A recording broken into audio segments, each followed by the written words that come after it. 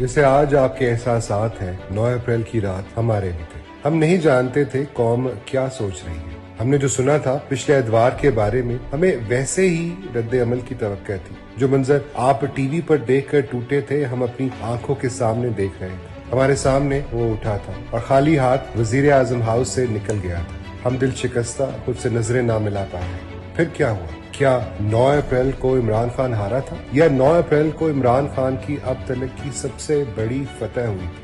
आपने लिखी थी इमरान खान की जीत की इबारत। वो यूं ही आपके हवाले अपनी जंग नहीं करके गया। वो हमेशा से जानता था कि जिस दिन अल्लाह ने आपके दिल उसकी जानिब मोड़े, दुनिया की कोई ताकत उसको शिकस्त नहीं दे सकेगी। उसकी जंग कभी भी इक़्तिदार के लिए नहीं थी। उसकी जंग इक़्तिदार की होती तो वो 5 महीने से एक तंग और तारीख काल कोठरी में अपने तकवे की ढाल तले ना बैठा होता। उसकी जंग महज ताकत के हसूल की होती तो वो गोलियां खाकर मुस्कुराते हुए आपका हौसला न बहालता। उसकी जंग वजीर आजम की कुर्सी के लिए होती तो उस कुर्सी को दवाम देने वाले सारे मोहरे उसकी आंखों के सामने 9 अप्रैल को सजने वाली बसात पर पड़े थे और एक अरसे तक पड़े रहे। उसकी जंग का मकसद हमेशा से आपको एक अजीम कौम बनाना था। वो जिस दिन दुनिया के सामने खड़े होकर ला इलाहा इल्लल्लाह कह रहा था, उसी मंबर पर खड़े खड़े उसके पैरों से सांप लिपटने लगे थे। फिर भी उसकी ललकार सुस्त नहीं पड़ी।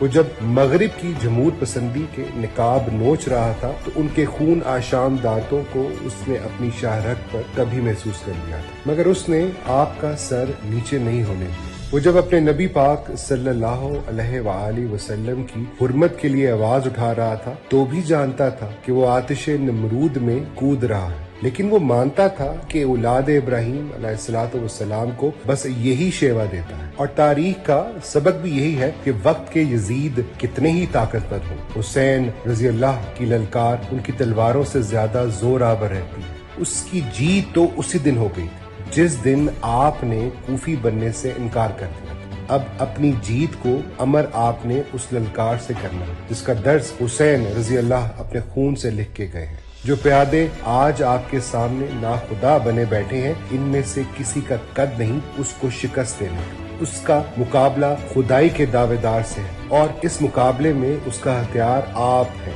खल्के खुदा। जहां अभी तक आपके कदम नहीं डगमगाए, वैसे ही अब आपकी आवाज नहीं कमजोर पड़नी चाहिए। गली मोहल्ले चौक चौराहे में आपकी ललकार गूंजनी चाहिए। हर दीवार हर मकान हर चौराहे पे आपकी पुकार नश्र होनी चाहिए। ये हम पर उस आदमी का कर्ज है जिसने तख्तो ताज ठुकराए, हमारा सौदा नहीं किया, जिसने खंजर सहे तीर खाए, हम पर आंच नहीं आने, जिसने खुद को ताराज कर दिया हमारी नस्लों की आबादी की खातिर, जो कश्मीर से लेकर फलस्तीन और अफगानिस्तान तक के मजलूमों की आवाज बना, जो हर उस मुसलमान की आवाज बना कि जिसके लिए उसके अमन व आशनी के मजहब को तोहमत बना दिया गया था। याद रखें, हम उसकी जंग में अल्लाह के भरोसे उतरे हैं, अपने ईमान के सहारे डटे रहे हैं और अब अपने अबा की मेरास को अपने सीनों में समोकर इसे लड़ेंगे।